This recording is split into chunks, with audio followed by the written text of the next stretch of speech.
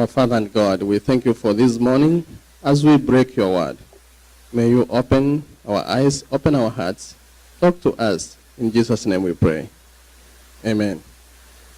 In the book of Luke, chapter 23,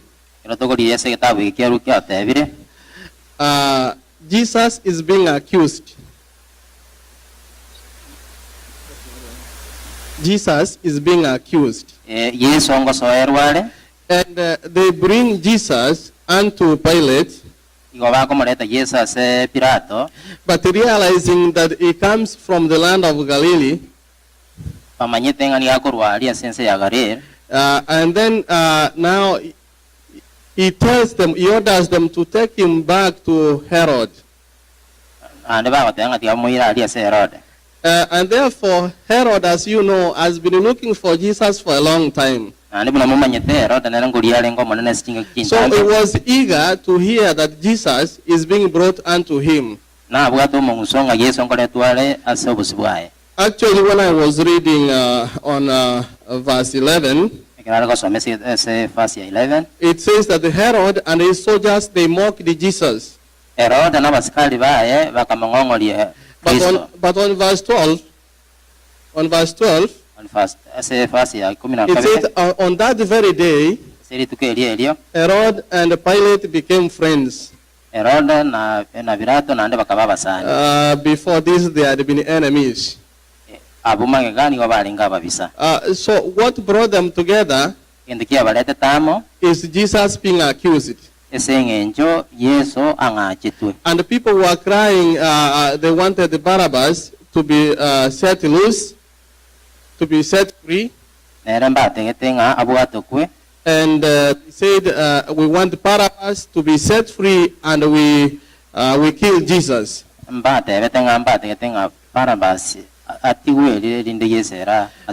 Before I talk about community service today, there is a man known as Simon. He was from the country, from a place known as Cyrene. And when I was looking at a little history, this man, Simon from Cyrene, Simeon Umukurene. Do you remember the song? Simeon Umukurene, Aregoeta. I realized that this Cyrene we are talking about is the modern Libya.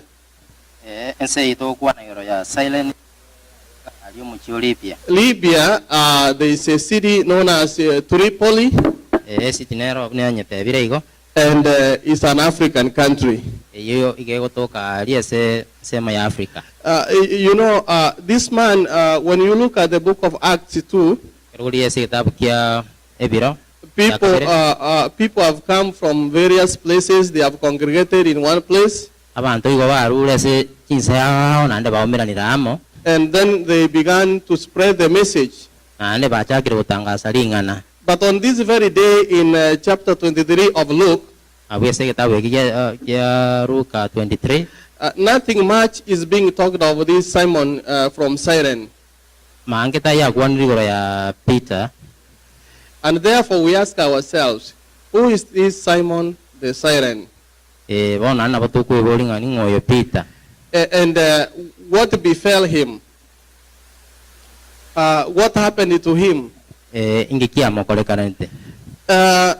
What happened to Simon from Cyrene is what I want to talk about as I talk about community service. He was just walking. Walking his normal day, his usual day. And then people caught him on the way. And they told him that now we want you to carry this cross. The cross did not belong to him. When he woke up in the morning, They did not tell his family that I'm going to carry the cross. Now, I want to ask, how do you imagine he's going to back home to tell his wife that I was made to carry the cross? Now I want you to hold that thought there. We will continue from there. We will continue from there. What is community service? In the early days, during World War II, the local Seventh-day Adventist Church, it had a program known as Dorcas Society. Do you remember Dorcas? Do you remember Dorcas? Yeah, this was a section from the New Testament where Mama Dorcas was helping people in the community. And then after World War II, people saw the need to help people.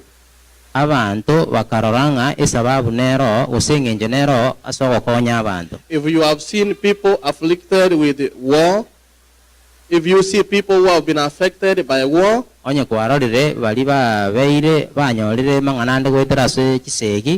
times they run away, they flee without food.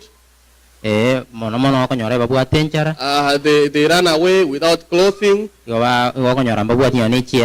don't have good shelter.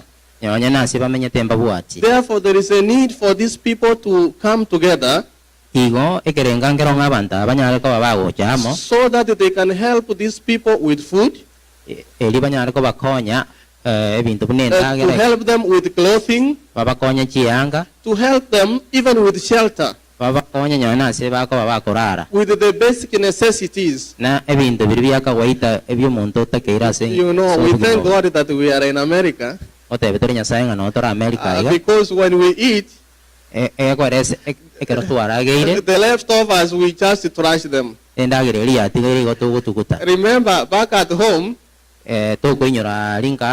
when we have leftovers, we are told, don't throw away that food. There are people who basic necessities are not something to rejoice with. We even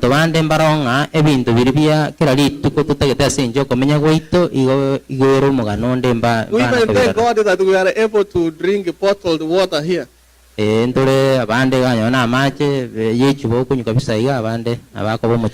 People have been affected in various ways. We have friends in our congregation.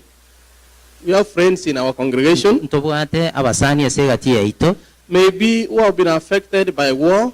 Last time I was talking to Sister Morina Kuma. And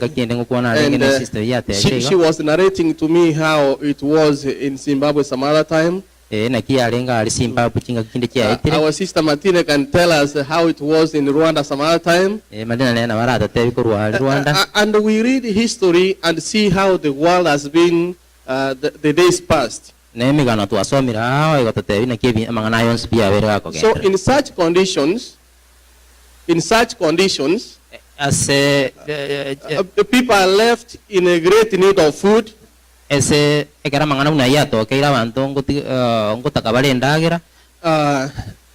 2007 and 2008, personally I was in Kitale. And something happened which all of you know. And when we are talking about internally displaced persons, in fact I should be the one to talk more about it because I was affected. But I thank God because I'm alive. So many of us lost our family members. Others lost their loved ones. But what I'm trying to say is that in such a time, there are people who are left in a great need. One era ko tebanga chinga kibune chiwo se gokonyora ng'abantu mbaro yani patege tuko kaniawa. So that is how it was after the Second World War. Aina ara ringe chisegi jiri chiarwanite ase bakujiroka chisegi chia kabere Second World War. A movement came known as Dorcas. And they started helping people. But many were asking, how comes, yes, the ladies are doing good? And other members in the Adventist society wanted to help. In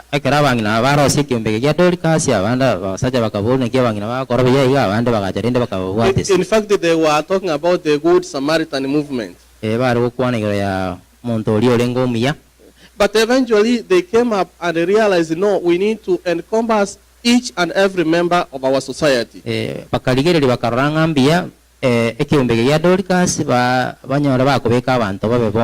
therefore they named it Adventist Community Services. Adventist Community Service. That is how Adventist Community Services came into being. In the book of this Ministry of Healing,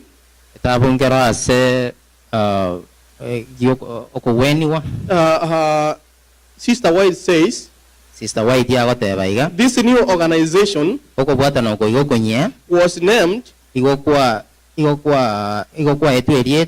Health and Welfare Services. But by 1970, it had a shorter name, Adventist Community Services. The essential change is to give local units many ways of organizing to meet any kind of community need.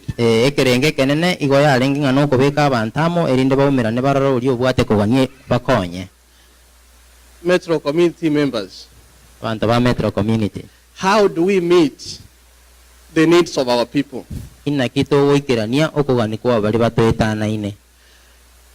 Before I talk about the outside community, I want to talk about the Metro community, by the name community, as a community inside here. Do we have people amidst us who have needs? Hello? Do we have people here who have needs? Do we have people who have lost their loved ones? Do we have people who don't even have food? Do we have people who don't have a right? The right to come to church? Do we have people who don't have work?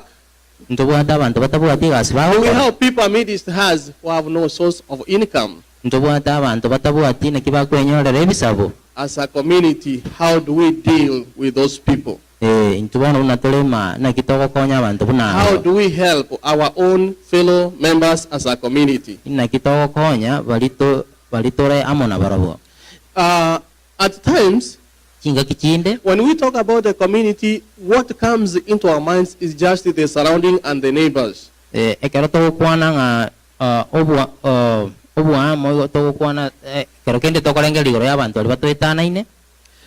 want to read something here from the Adventist Community Service Manual. It says, through humanitarian acts, we make known the just, merciful, and the character of God. To work with those in need is an expression of our love for God. My fellow Christians, this morning, I do not want to take a lot of time to talk about community services. But there are things we always hear we don't do. ebintu mbiro ebinge tukoyura kini nturiko bikora as a community in Metro, kuna into ababwatani ba Metro, it is rare that we know an individual need of one of our members. Nigo ni yere narenge sana ko kumanyangana kia wa minto bagenda. Like now, for instance, if our member, like let me say, yesterday, one of our members was involved in an accident. Buna igoro oyo moito nanyo reto mubaso kono bwepara. How many know that? Barenga bamanyite. You see, just a few. Abake sana. Our brother Yabesh, how many know him? Barenga bamanyite brother Yabesh. He lost his brother. Yes, a few of us know him. Nera nasire tiendu ya ena abake sana bamanyite. You know, in our community, we need to coexist. Asaba nto bamenyete nto bwende twakonya na njerende. And at the times we have our own programs. Chiga kichinyingi na bakonyora tubwate miroberi yaito. And you have put a budget, you have put a plan of activities. No bwate omoroberi so mocherere ngana kyobwana takole you have said when I wake up this morning, ikarana abokire mambia, I'm going to work. Ngende segas. After work, baada yegas. Maybe I go do some oil change. And do a lot of things according to your plan. Let's go back to Simon from Siren. Simon woke up in the morning in a foreign country. He was very happy that he's going to do his daily echoes. But unfortunately to him, something happened. He was interrupted. His program has been interrupted. He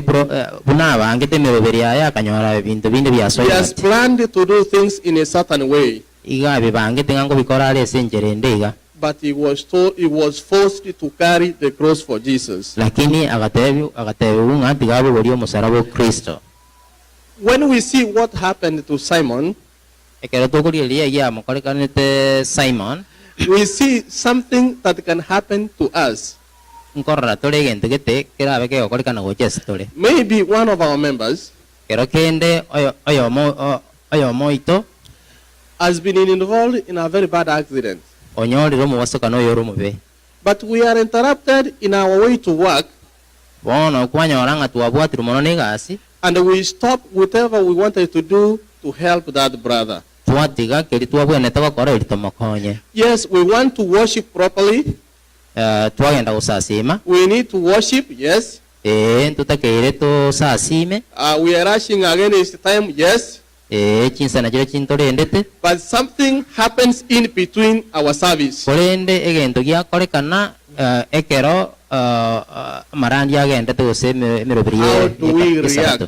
do we react when we are interrupted in our service? How do we react when we are interrupted in our service?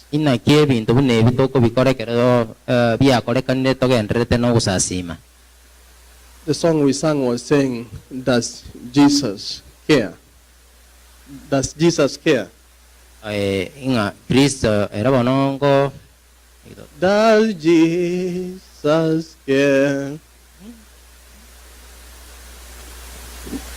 181. Let's turn back to the song. 181. Does Jesus care when my heart is pain too deeply for mirth and song? As the burdens press and the cares distress and the way. I want us to pause there. Look at your hymnal. Look at those words. Does Jesus care?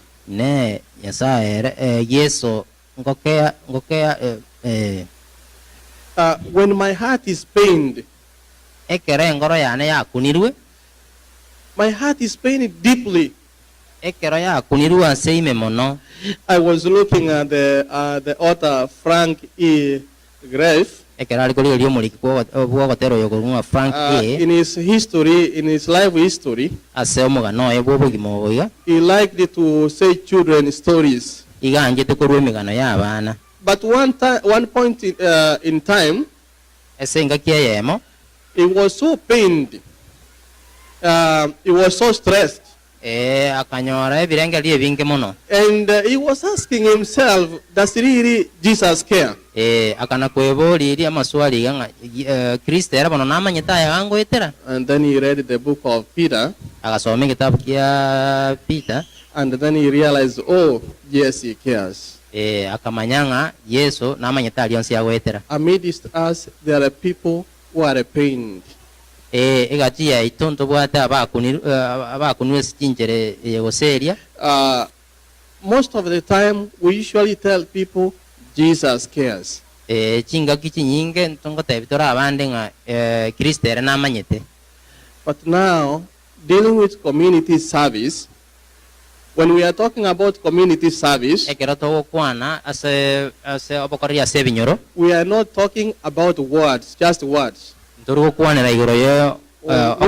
talking about actions. When my brother is pained, he needs me to be there physically. He needs me to meet his physical needs. That is how he's going to feel me in his presence. You see, Jesus had a great influence. He had a great influence. And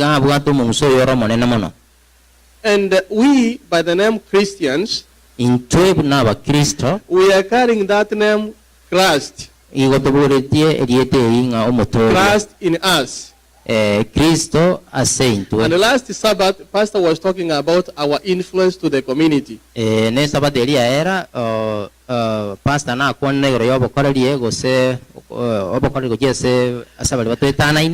now I want to ask a question.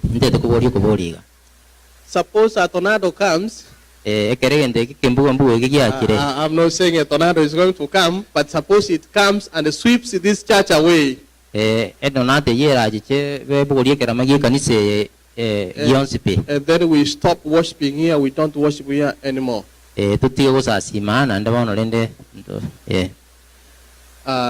Will our community miss us? Will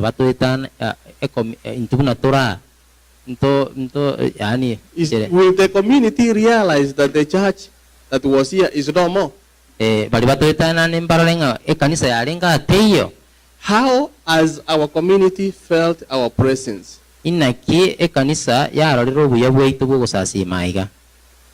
Hello? As I went up, we are called to take action. Most of the time, yes, we say we want to address other people's spiritual needs.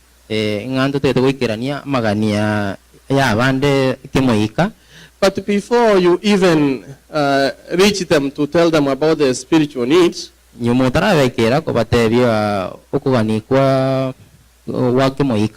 is something that is really pressing this person.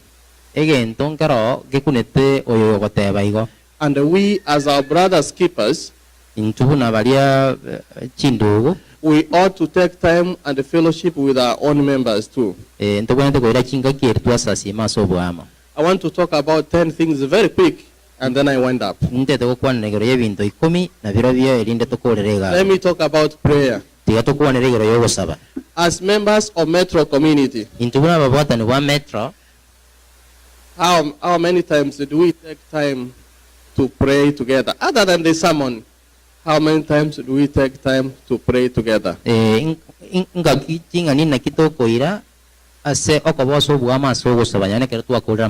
Yes, we want to go outside and minister to our people.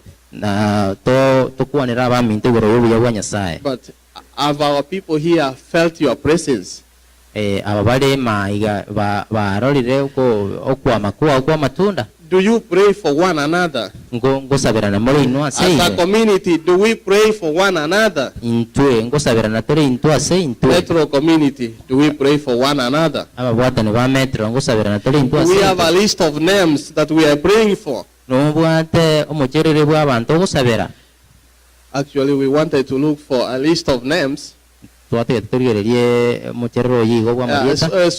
we can know people who are in great need, so that we can take a little time to go and fellowship with them. But we realize that we do not have a list of all our members. And if we have a list, we only have a list of baptized members. But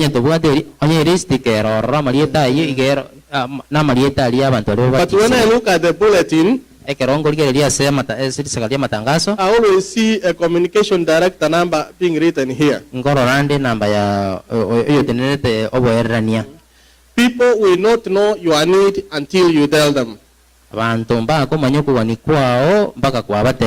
I'm requesting our fellow members, take time. We have enough bulletins. When you have a problem, if you can't reach pastor, there is a bulletin here. There is a number there for communication director. Our members, even if you don't have another number, please have the number of a communication director, so that you can text and leave a message that I'm in this and this problem, and I want services from the members. That way we are able to address the needs of our community in here first.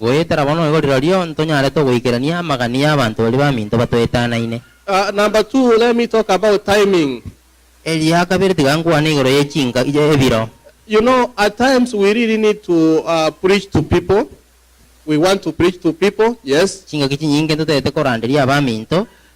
But timing is very, very important.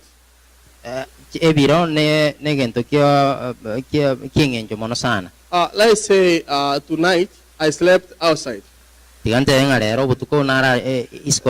Maybe my roof was swept away. And then you are coming to fellowship with me. You are coming to fellowship to pray with me. Then you call me outside. We go stand outside. We want to pray. You know, your concern is to pray for me, which is very important, yes. But last night I did not sleep. Do you think I will concentrate listening to your prayers? One of the American presidents, Abraham Lincoln, president, he said that, truly speaking, no man will listen or worship God on an empty stomach. That is him. Before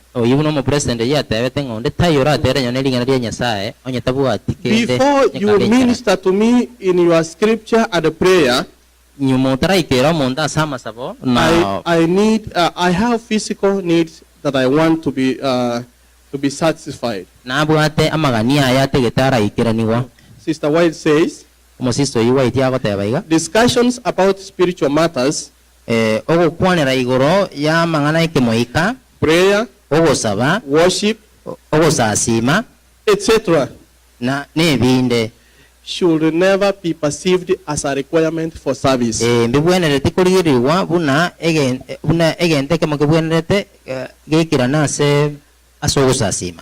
know, where we live now, it has reached that if you don't go to any fundraising, then nobody is going to come to your funds drive. Do Christians also do the same? Metro, do we do the same? metro ababwate ne ba metro ngokora tuli boigo Yes, regarding what Sister Watts was saying, ko korengana buna musisto waiti akoteba you know, we should not look at people, do they come here for us to help them? ntubwene tikulire ringa oyo najete konkonya nere nathe to konya na inji kokonya Or do we say, oh, that member does not come to Metro Community, so I'm not able to help him. We are not supposed to do the same. goso yo bwate muchando ndeto te ngatari goje kanisa yitu ntutege tumukonya Another thing, egento kende spend time irachingaki with the people. irachingaki n'abantu I'm happy, Elder, nowadays we spend a lot of time in church, ninde no moko ng'omulisi yango irachingaki which is a good thing to us. ekikere gente kiyago jasitore I've seen people who have stayed together for a long time. narorera abantu babeire amasikinga kintambe Eventually, let's talk even to a husband and a wife. naturu omufano bw'omusajja n'omukungu People tend to think that they are a brother and a sister. igo abantu bakabaikera batenga oyo bale muswati mwana murumu abono Do you know why? nomanyete nga Because they spend time together, esenginje bakwire kinga and now they have even started looking alike. bono mpaka bachakire kubwekana People develop relationship depending on the time they spend together. abantu ibo bakorora obwamatene korengana ekinga kirimo We cannot get to know someone ntokonyara kumumanya onde bwensi without being with them tutarabana barobwo and without spending time with them. tutaraira kinga kina barobwo Yes, the discussions about matters of faith, ogokwanira amang'ana Kwegena. yokwegena they are best known to people who know each other. ige kuwekana buya ekera abantu bali bamanyaine bakoba bakonyakwanira. We have a crusade, Ndobwate crusade and we are going to talk to people we have never met. ngoje toro kwana n'abantu tutana karora. Yet we have people whom we have met. Ndobwata abantu bali tuomeire. We don't talk to them. We don't talk to them. Ndoro kwana na barabu. Even when we finish our congregation, we don't say hi to them. Ndoro ko bakwani nyano ko bakwani amaiga. Yes, we sing together. Ngotera tore na barabu. We fellowship together. No to gusasi mamo. We never spend time with each other. Lakini ndoro ko ira kinga kina barabu. And if accidentally we meet, ase mu base kana tuomerana. maybe it is at the door. Dia so murangwa. Then we say hi. Ya tuwa kwa ngambi yole bana. Then that is all until next Sabbath. Nando mugano yo era igo. We are encouraged to stay together and fellowship together. Igo tukarwa tebunga mpiya to vamo na letu asasi mamo.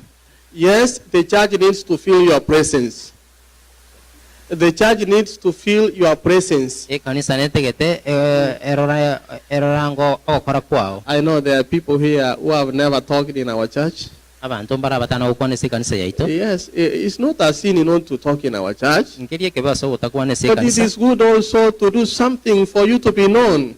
Mpiya na ando kole gento kende na kera kina yo Yeah, kutulega something kama. happens until we ask ourselves, who are they talking about? Kende na wake kole kanande tuana kabatu kuebolinga webanongo. So when we finish, Ekero tu akorire. don't just go very quickly until nobody even notices that you are here. Tigako genda so bwango. Spend time together. Toire chinga kiamo.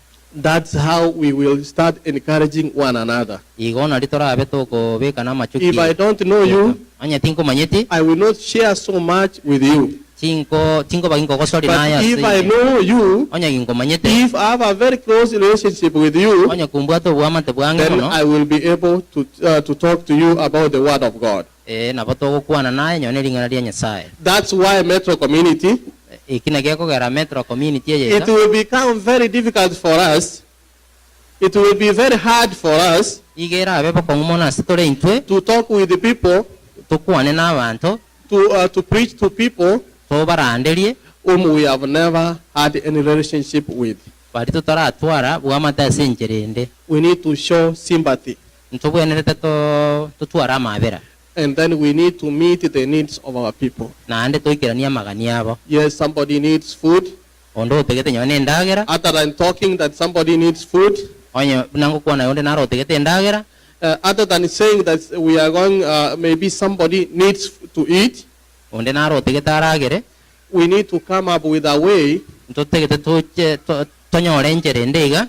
in which we are going to address the needs of our people. ye torabe togoikerania amagania bari batwetanaine. If we do not have a way to address the needs of our people, onye ntoko twara enjera torabe togoikerania amagania abatwetanaine, we will be losing members.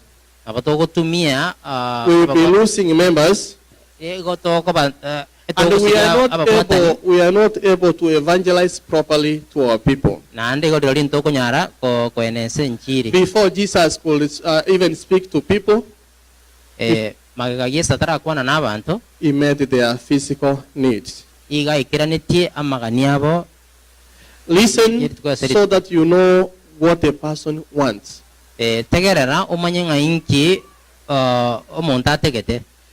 Another thing, time spent in genuine fellowship wins confidence. Time spent in genuine fellowship wins confidence. Chinga kichi kutumika buya asobo maina singi joko musasima nigo chikoreta oboremu. How much time do we spend with our fellow Christians? Chinga kichinga ni naki toko ira asobo amo na bakristo ba minto. Maybe I will end here. Na batora akorira. But I'm asking you, how much time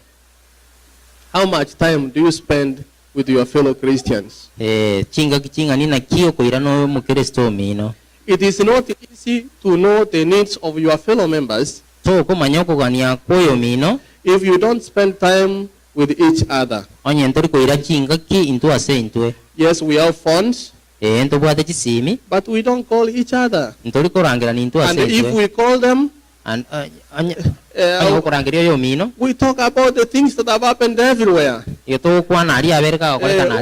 do you think is going to win the Kenyan elections? What do you think about the immigration reform in America? Yes, we talk about a lot of things, but we never take that phone call to say a prayer to our friends. I didn't see somebody in church today, but I don't call him to know, hey, you didn't come on last Sabbath.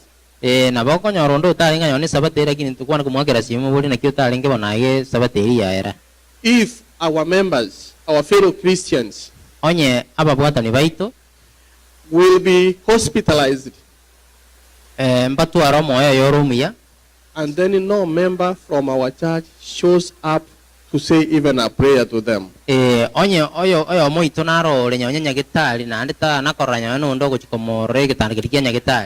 will be a very sad experience when somebody gets sick. Nobody from the church shows up, and then the member gets well, he recovers and comes back to church, and still nobody tells him that welcome.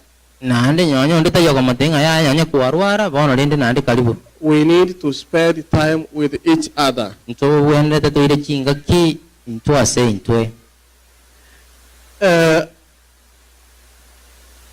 Always remember that your mission is to meet the community needs of your people. If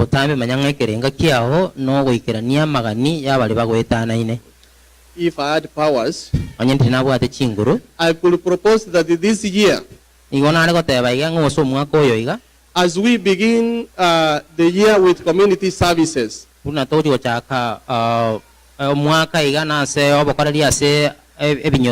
make sure at least you know 5 people. Even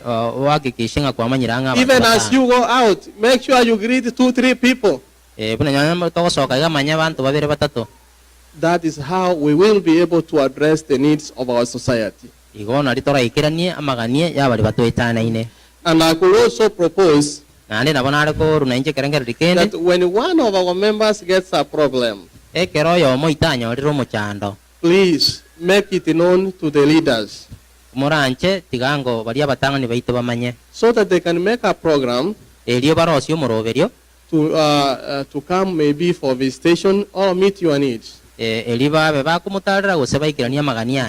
Finally, Hebrews 10:25 says, Hebrews 10:25, ase kitabu kia Waebrania 10 it says that do not forsake meeting as it is the norm for other people. Montiga ase okumirana. Please continue meeting daily. Kora enaro yo kumirana butambi. Continue meeting as fellow Christians. Kore enaro yo kumirana buna inua bakristo. Some of us, when we are sick, if we miss church because we are sick, we don't feel that it was good. Abande karotwa misri go chaige kanisa go sekarana gende ntoi and we still have some of us who cough once and say, today I'm not going to church. Maybe when you look at the weather, you say the weather is bad. Then you stop coming to church. Please do not forsake coming together. It is the norm for fellow Christians to come and meet together. It is good for us Christians to meet together, encourage one another in scripture and in psalms. It is only by meeting together, it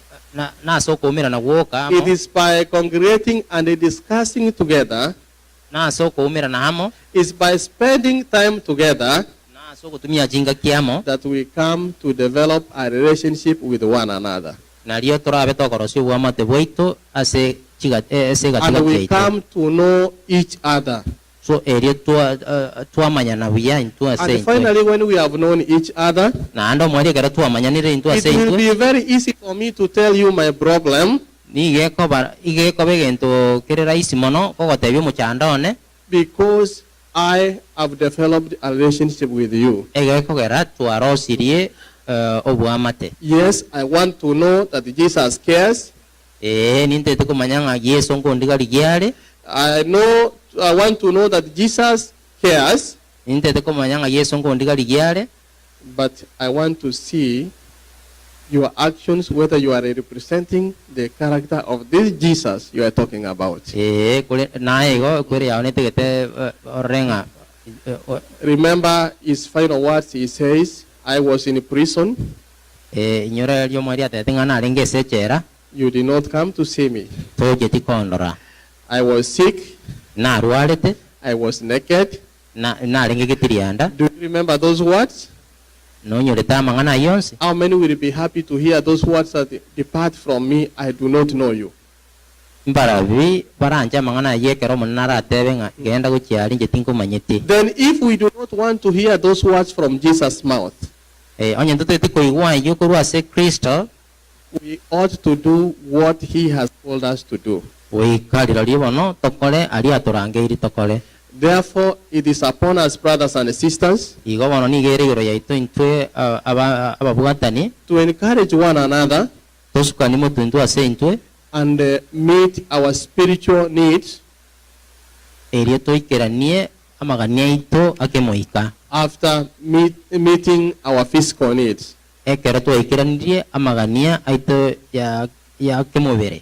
You may be having your own plan of activities, but like Simon the siren, your service must be in this world, it must be interrupted. Your service in this world must be interrupted. And we ought to act to show sympathy and to meet the physical and the spiritual needs of our people.